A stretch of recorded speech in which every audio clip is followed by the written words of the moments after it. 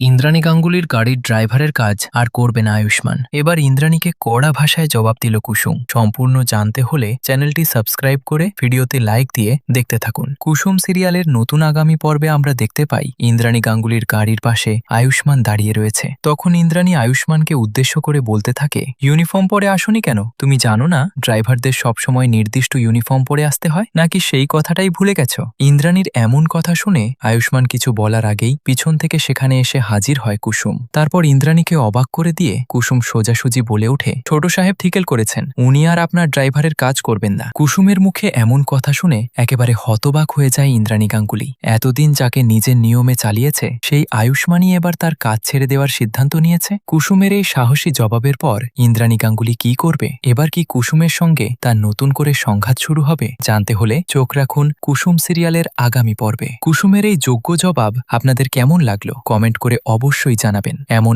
আরও নতুন আপডেট পেতে এখনই আমাদের ইউটিউব চ্যানেলটি সাবস্ক্রাইব করে নিন। ধন্যবাদ সবাইকে।